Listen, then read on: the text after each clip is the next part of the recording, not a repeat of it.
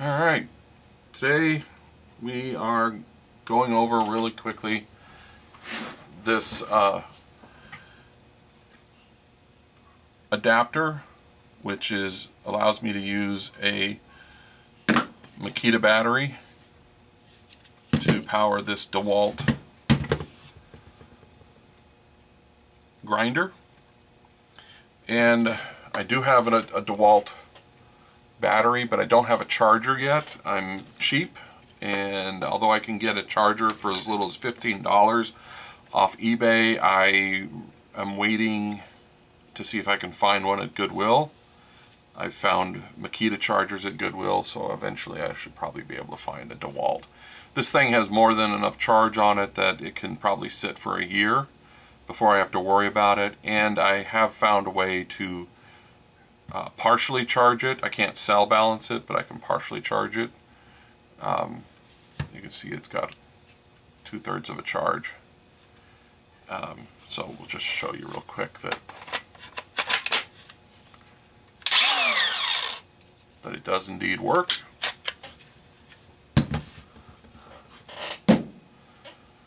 Now, I haven't actually used this, so we're gonna find out. You can see the Makita battery goes on here.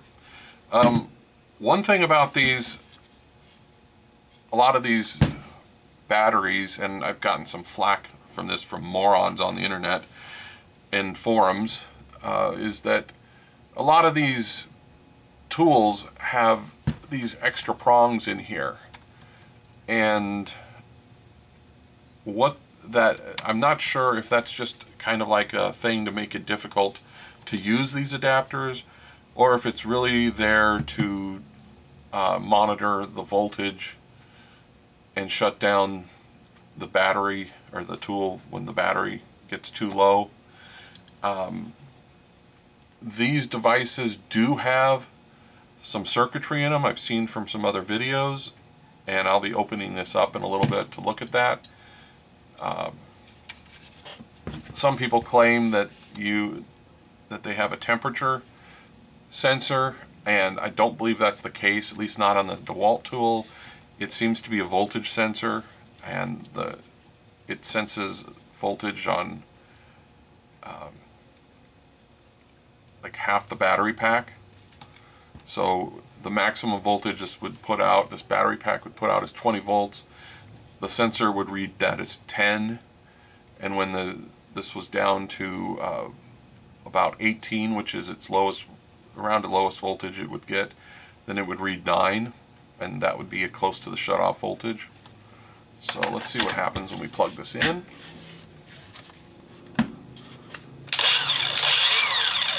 And it works. I don't know if this battery is fully charged. It's been sitting in my shed for a while, but it does work. So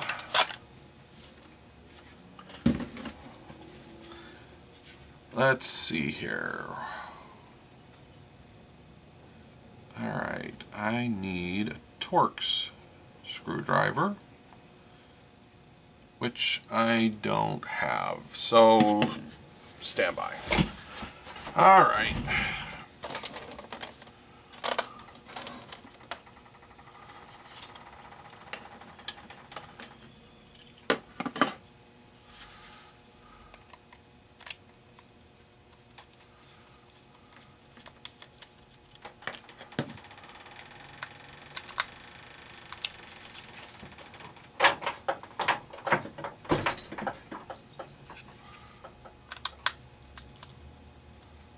Nice.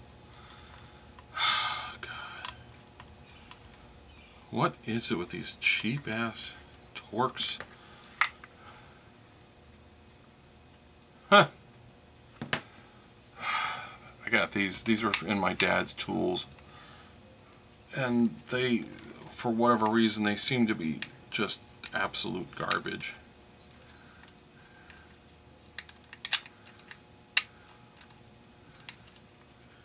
Every one of them in this set breaks. Probably fix that with some epoxy.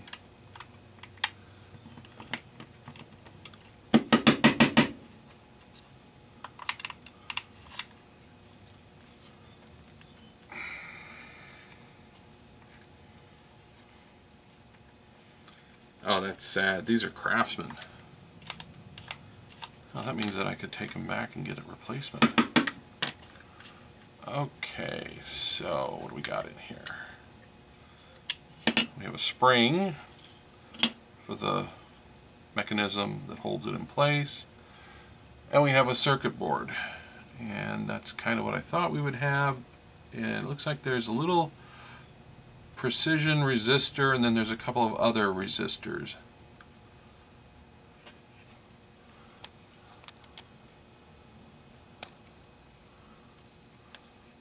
So you can see there.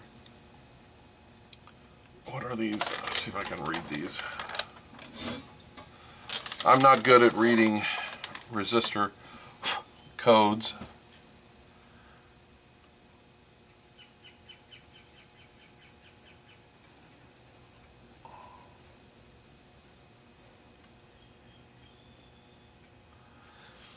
The two surface mounts.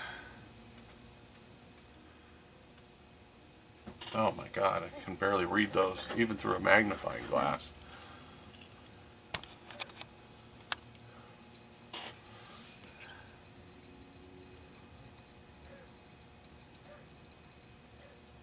It looks like R1 is 200.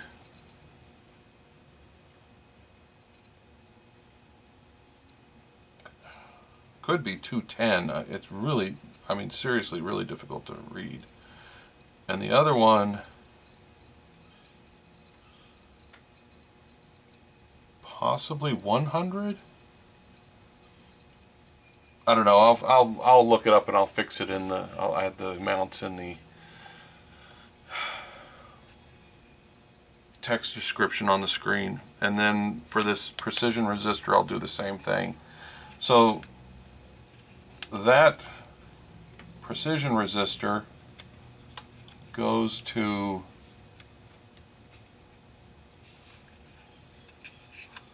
this connector here, which on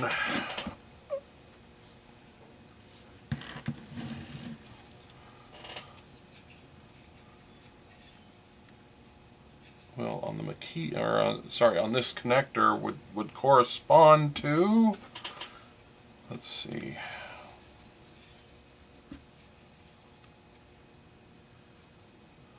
okay, this is the positive side, and it would correspond to what looks like this connector marked THID. And then this other connector is marked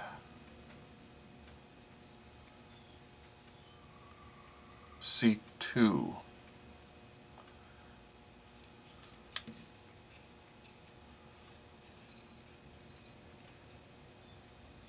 Is that correct?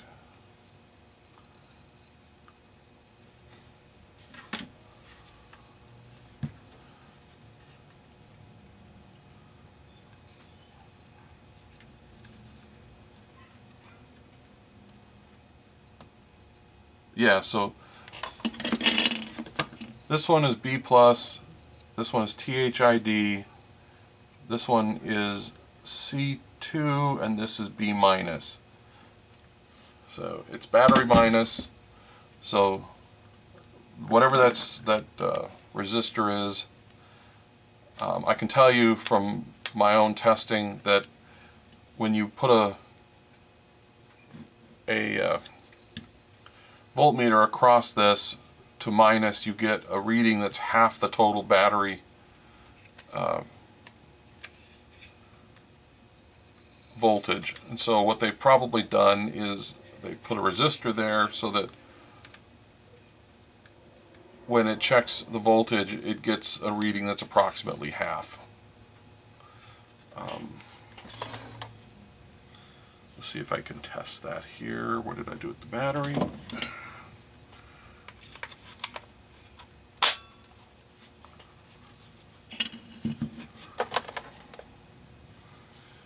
Alright, let's go to 50 volts on our voltmeter, and let's get this light out of the way.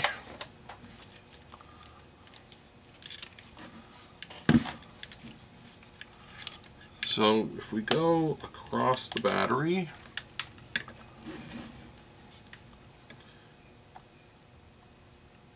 we get a voltage reading of, let's see, we're on 50 volts range. This battery is putting out approximately 18 volts. So this battery needs to be charged. So let's look at what the voltage is across this. Oh, we're still getting 18 volts. What do we get when we go over here? Oh, we get half that. We get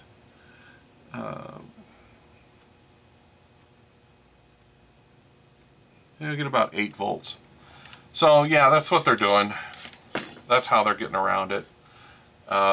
You could make your own with something like this, but now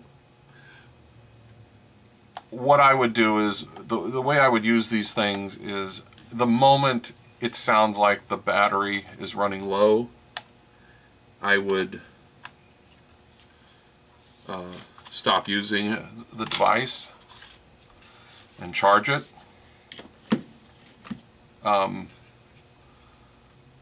But otherwise, you know, if you're just working on these from home, this should be fine.